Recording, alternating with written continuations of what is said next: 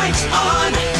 We're coming to you live from the Town Fair Tire Studios, powered by Town Fair Tire. Nobody beats Town Fair Tire. Nobody will take you right up until Yankee baseball tonight. The Yankees will try and see if they can deal with and figure out Morton a little bit, who has mystified them of late and has really pitched brilliantly all season. 7-0 with a 2.04 ERA against Sabathia this evening. Mets with Mats. Just joining us, just heading in today, just getting into the mode for this evening. Syndergaard to the DL with a ligament problem on his throwing hand. Here's the Met manager on just that. To his side yesterday, and, that's when he really started noticing it. He knew it was a little sore, and then he had some bruising at the base of his wrist, and then, we were like, hey, we need to get this checked out. Right now, the goal is to rest it a couple days and get him a bullpen this weekend, and, after that, he should be ready to go. Going into the day, we knew that Lugo was going in the rotation, and that's specifically why we wanted him to at least throw 2 innings. I think that when he starts, it's probably going to be more in the 4 to 65 pitch range. But, going into yesterday, we wanted him to throw 2 innings no matter what at some point. Tomorrow, Vargas is going to start, and then on Thursday, Lugo is going to start. And then obviously the rest of the guys will just follow. That's fine. You wanted him to throw 2 innings, but the game, if he's on the line, how about winning the game? He'd already come in and thrown. Fine. You're now in a situation, you got your closer up. You know what? You've already seen what, Lugo could do here in this game. You've already experienced part of that. You got your closer up. Why not? You had an opportunity to pinch hit for him. You didn't do that. Which you had your closer up, and you had to go back out there and throw Lugo. Well, you know what? He didn't get his 2 innings as it is anyway, because he only got 1 1/3. So it wasn't good enough. So he didn't get his 2 innings anyway, and you wound up losing the game. That's not the way you do this. You worry about the game. Don't worry about setting up. Oh, he's got to get 2 innings. He's got to get 2. No, he didn't have to do anything. What he had to do was, what you needed to do was nail down that first game. That's what he didn't do, and that's why exactly what happened. The Mets did bail him out with a win in the second game, so they stayed a notch above 500 and broke that 4-game losing streak, which was an ugly losing streak because in those games the Mets were in a position to win or had a lead early in that game, only to have Milwaukee jump all over them, and then the Braves come back yesterday. Mets came back, won the second game 8-5, and Familia wound up throwing 2 innings in that game, also striking out 3 guys. Joe and Deal, what's up, Joe? Hey, Mike, how you doing? Good, what's happening? Good. Just, thinking about this Houston Warriors series, I just can't understand how Chris Paul could not get out there for at least Game 7. Okay, Come fine. on. You want to... Mike, wait. You're talking about injuries that take upwards to 3 to 4 weeks to heal. How would you allow him to get out there in that amount of time? He was running up and down the sideline. He has a hamstring pull. Get on the court. Oh, come on. It's just silly.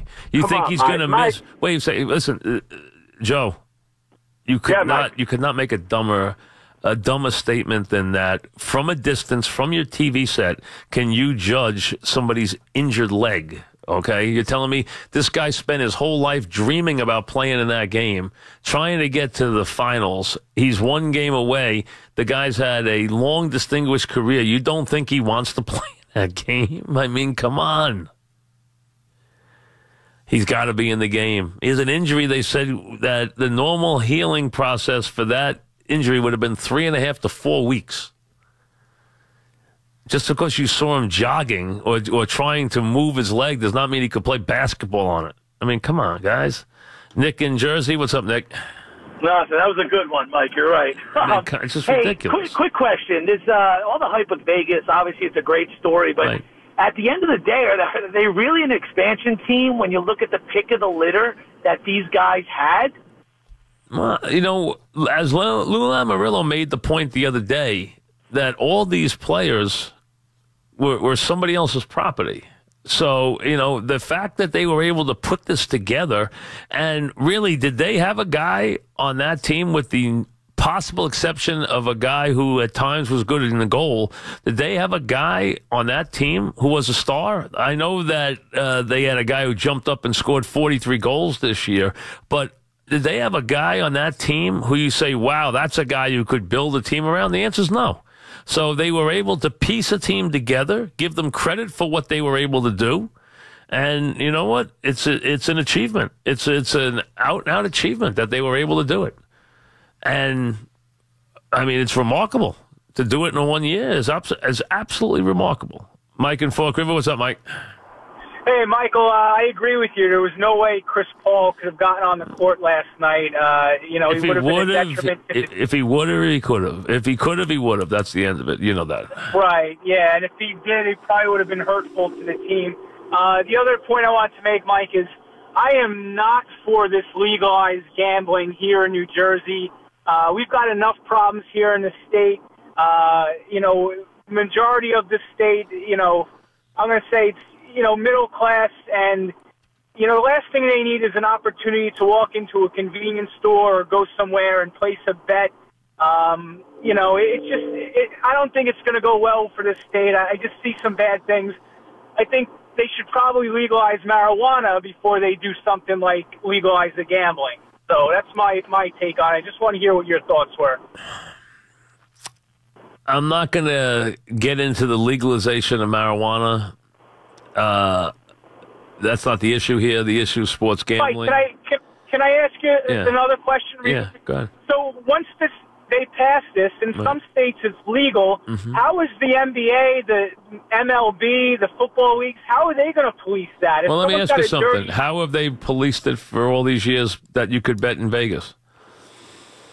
Well, I'm talking about the legalization of marijuana. Well, wait a second. Forget the legalization. You just talked about the legalization of gambling. Didn't you have gambling legalized in Vegas all this time?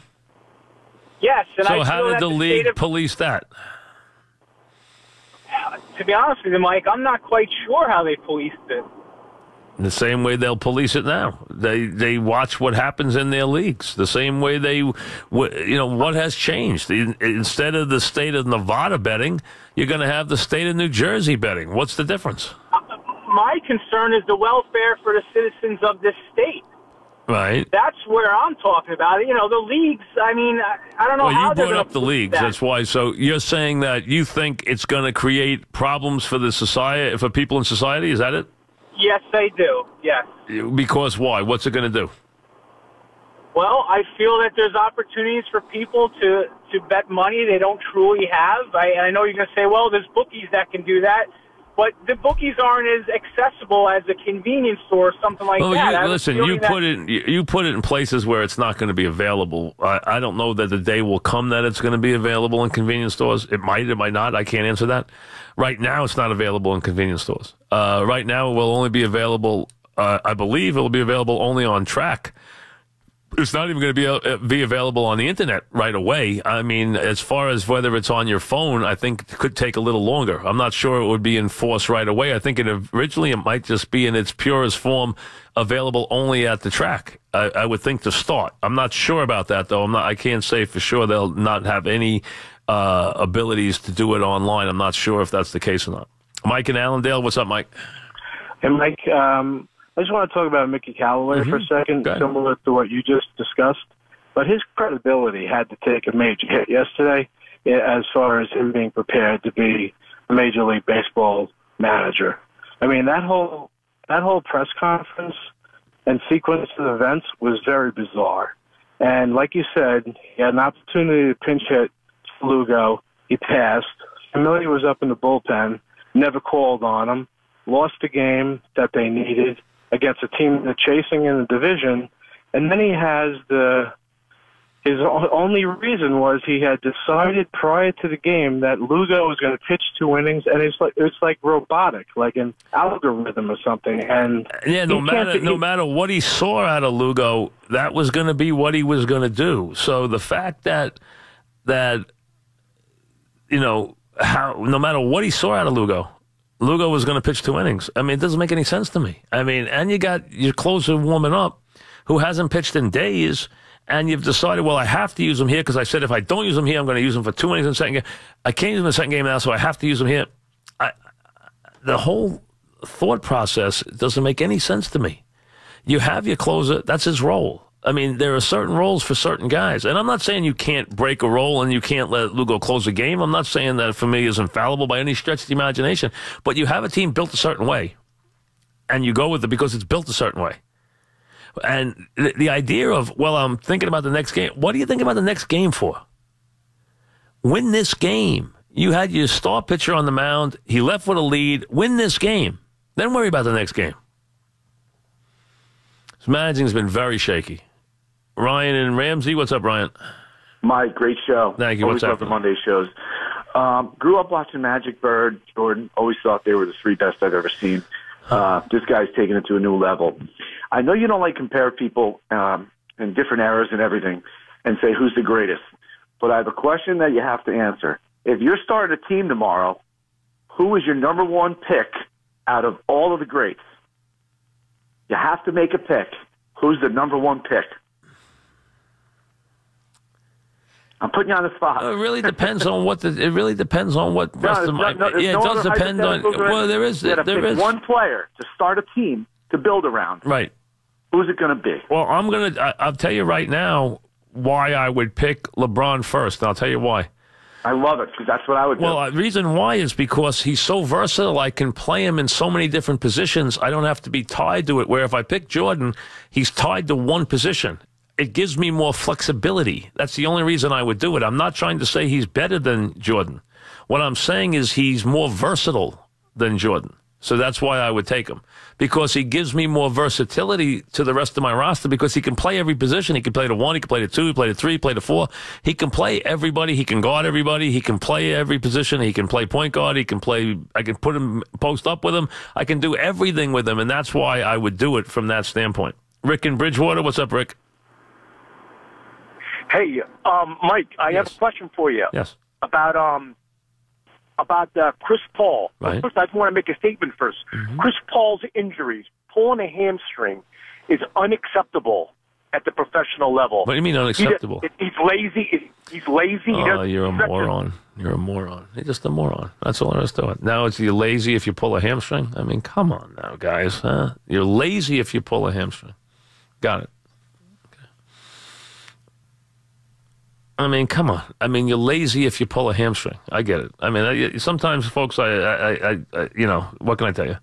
The best businesses are always improving. That's why Spectrum Business is doubling their starting internet speeds from 100 up to 200 megabits per second without increasing the price. Now, businesses in New York City can get Spectrum Business internet with speeds starting at 200 megabits per second. Prices are still starting at up to $44.99 per month. That's a speed that other providers can't beat at a price they can't match, which means you'll get faster internet so you can accomplish more every day. Plus, you'll have more bandwidth to power everything that is connected to your network, and you'll save money. So take advantage of this opportunity to improve your business. Call 866-750-9726. That's 866-750-9726 and switch to Spectrum Business today. You'll get speeds up to 200 megabits per second for just $44.99 per month. That's 866-750-9726. We'll see you tomorrow. Yankee Baseball is next.